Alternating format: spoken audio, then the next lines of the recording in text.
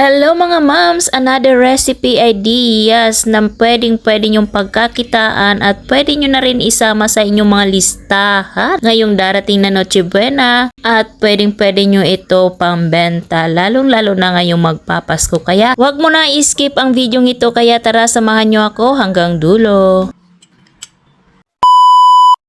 Bali nga, sisimulan natin dito sa paghihiwa ng cheese para sa toppings natin mamaya sa ating recipe for today's video. At lalagyan din natin yan mga moms ng itlog na pula. Yes, magsasamahin natin ng cheese at itlog na pula para mas mag-blend ang lasa niya at talagang mas masarap talaga ang recipe natin. Kaya stay tuned lang kayo dyan. After natin mahiwa lahat, iset aside muna natin yan at dito naman nga tayo sa ating dry ingredients. Takala ko ng 2 cups of all-purpose flour and then 1/2 cup powdered milk and then 1/2 cup sugar. Brown sugar ginamit ko guys kasi wala akong available na white sugar, pero pwede na po yan. And then naglagay na rin ako ng 2 tablespoon of baking powder. At i-mix na natin yan ng maigi nang sa ganun mag-combine lahat ang ating mga dry ingredients. And after that, set aside muna natin at dito naman tayo sa 2 large egg at hiniwalay ko yung egg yolk sa egg white. Pwede naman po hindi paghiwalayin yung egg yolk at saka egg white, pero may kanya-kanya naman po tayong pamamaraan sa paggawa nito, pero para sa akin kasi mas maganda yung kakalabasan at texture pag magagamit tayo ng egg white. So naglagay na nga ako ng 1/4 cup of cooking oil, 1 tablespoon of vanilla essence and mix well para mag-combine ng ating mga wet ingredients. Bago ko nga makalimutan, naglagay na rin ako ng 1/2 tablespoon of salt para mabalance ang lasa. At after that, ilalagay na nga natin dito sa ating dry ingredients ang ating wet ingredients at imimikos-mikos na natin yan, pero wag naman natin sobrahan sa pagmekos-mekos at baka ma-overmix. Bali po pala, naglagay na ako dyan ng 1 cup and 1/4 cup of water. All in all, 1 and 1/4 cup ang nagamit nating tubig. And then, set aside na nga muna natin ang ating butter at dito naman nga tayo sa ating egg white.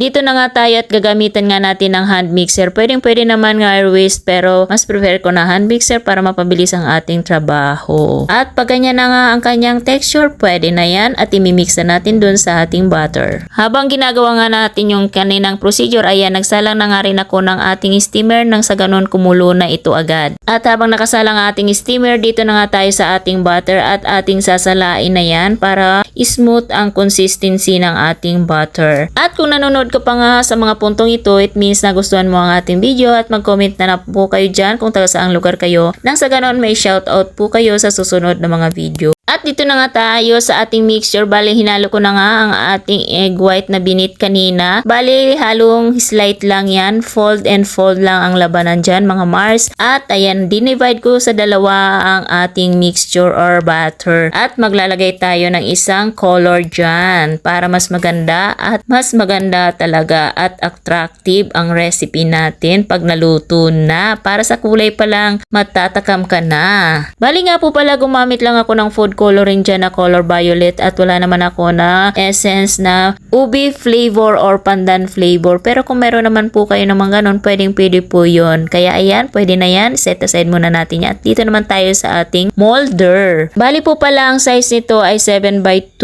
at i-grease lang natin yung bottom at yung side niya ng oil para hindi dumikit ang ating recipe. And then, ilalagay na nga natin ang ating mixture. So, pagsasabayin lang natin yan at ayan na nga siya.